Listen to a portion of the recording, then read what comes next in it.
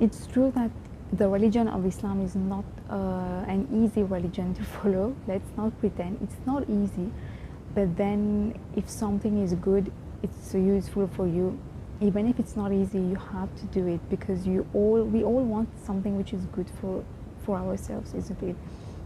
My point is that many times we say that, especially as Muslims, we keep complaining. We say that this is too hard, we can't fast, we can't pray, we can't wear hijab, we can't dress modestly, we can't stay away from haram relationships because all these are too difficult. You can't do all of that.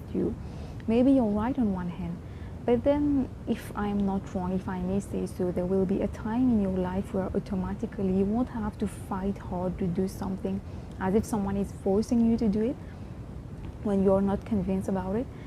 I think there will be a time in your life, just like there has come a time in my life where all of a sudden, it all makes sense. Like, it's very clear to me what should I do, what I should not do, and why should I do it or abstain from it. For example, when it comes to something like, let's say, modest fashion. I won't call it fashion, but modesty, dressing up in a modest way, Islamic way, etc. This is also something that I have struggled a lot. I still struggle with it a lot because I also want to look pretty. I also want people to kind of like me in a way. Not that much, and as today, not that much, alhamdulillah. But I also sometimes, there are all kinds of temptations going on, a lot of thinking going on, and you tell yourself that, okay, you struggle with dressing modestly. But then a time has come in my life where I no longer feel attracted to all these unhealthy, anti-Islamic things, way of talking, behaving, dressing up. I no longer feel like there is any need for me to please anyone or to copy any other fashion.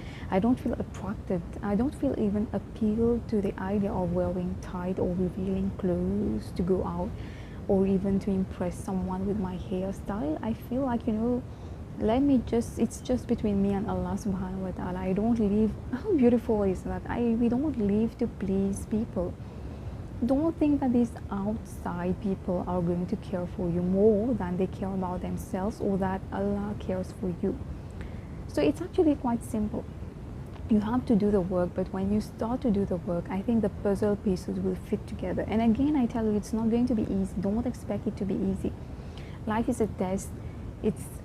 But thankfully, it's a temporary place that you are in. Just think of it as an airport. I have a luggage kind of suitcase in front of me, and when I was praying and I was looking at it and reflecting about, looking at the luggage reminds me of the airport. So the dunya is like the airport. Sometimes it's uncomfortable, it's painful, it's tiring. You have to wait. There were all kinds of, it's not always pleasant. All kinds of people coming in, going out, etc. You just hate it. But then your life is not about the airport. You know that you're not going to live in the airport forever. You're just going through the airport. You're going to a destination. So just think of it like that. I really can't think, I can't think like what are the disadvantages of following Islam or of wearing hijab. It is difficult, that is another thing. Something might be difficult, but doesn't mean it's wrong. I personally, for my sake, my own journey, I haven't always been like that. But I guess sometimes, like I always say, the truth is so bright in front of you. It's like a blinding light. You can't afford to ignore it anymore. And I've reached a point where now I can say, alhamdulillah, I have this fearlessness in me, this courage in me that, I will face anything, but I will not give up on my faith, even if I encounter opposition, discrimination, whatever it is. If guys don't like the way I am right now, then that's also not a problem. Actually, there is nothing more important to me at this point than doing what is right and making sure that my relationship with Allah subhanahu wa ta'ala is only getting better and closer. I am not willing to put anything before that. And I think that's one of the most beautiful things which attracted me to Islam again. Like, I see around me, like people on social media especially, it's more and more ridiculous. People are worshipping other people, they are worshipping money, they are worshipping beauty, unrealistic beauty standards, they are worshipping everything. But then, if you don't get that thing, then you're going to suffer. And besides, you never, in Islam, I think Yasmin Mogahed said that in one of her books or her videos. I really love her. She said that, you know, even if you have a husband, even if you have your parent or your child or whoever it is that you love a lot, even that person will never be number one. The only one number one in your life will always be Allah subhanahu wa ta'ala. Always, always, always. So even if you love a man, you have the right to love him, but he's never going to become number one.